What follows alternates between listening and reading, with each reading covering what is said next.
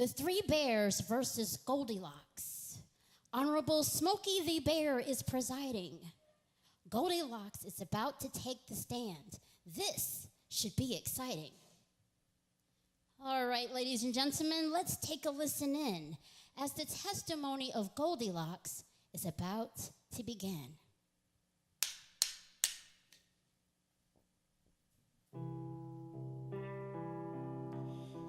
Do you swear to tell the truth, the whole truth, and nothing but the truth? So help you God. I do. Goldilocks, you're being charged with breaking and entering and fleeing and destruction of property. How do you plead? Before the court and the jury, I say not guilty. Please share with us your testimony.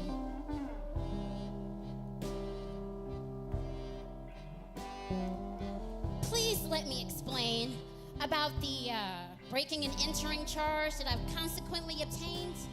You're looking at me with such disdain, but I promise I have my reasons as to why I did not refrain from entering to the bear's home. It all started when I went for a walk in the woods alone.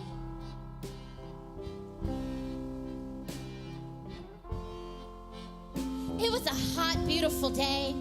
I had gone out into the forest so I could play, but I somehow mysteriously lost my way. Hours had passed when finally at last I came upon the humble abode made with a pretty red brick. It had a tree and a garden. I stood in awe of it. The family's name on the door, I couldn't see it from afar, so I had to get closer. And that's when I noticed that the door was ajar. So I stuck my head inside, just to take a peek. And I called out, "Hello? Is anybody home?"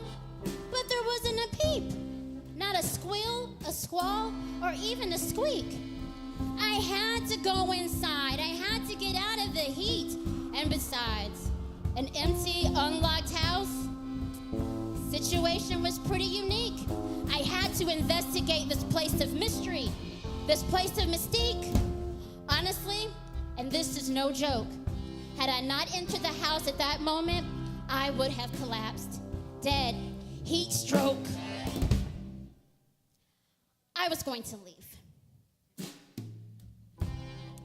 And I know what you're thinking. Goldilocks, you were being rude. But I promise you, I wasn't trying to intrude. But when I walked in the door, what did I see?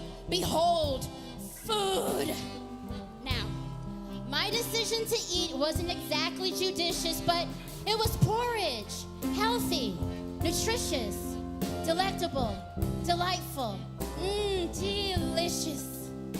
Allow me a moment to please establish that I had been walking for hours. I was completely famished. Hot porridge, cold porridge, I had to eat something. There wasn't a lot in that little bowl, but it was better than nothing. And honestly, this is no lie. Had I not eaten at that very moment, I would have died. I was going to leave.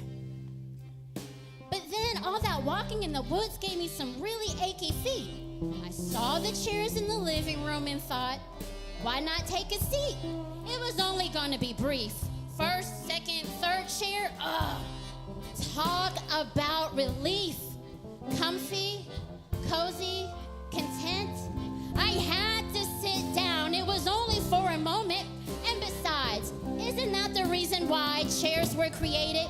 Had I not sat down at that moment, my feet would have been amputated.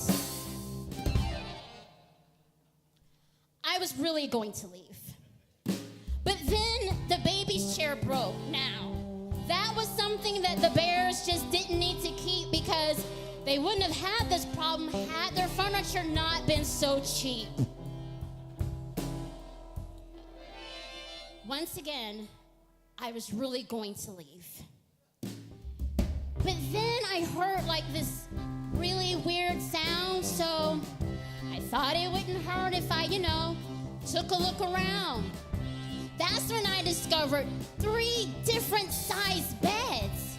Mama and Papa sleep separately? That relationship must be really dead.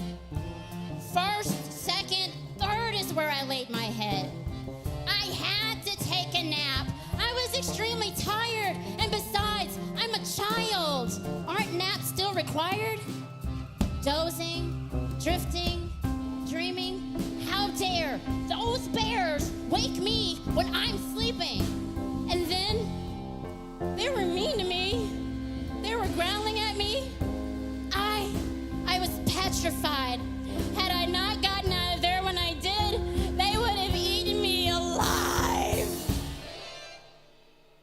So I left.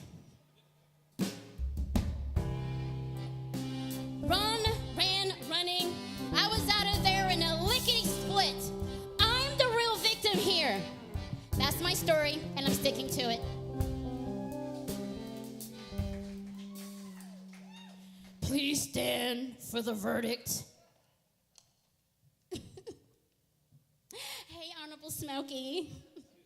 Okay, so after listening to Miss Goldilocks' plea, we, the jury, have found the defendant on all accounts guilty.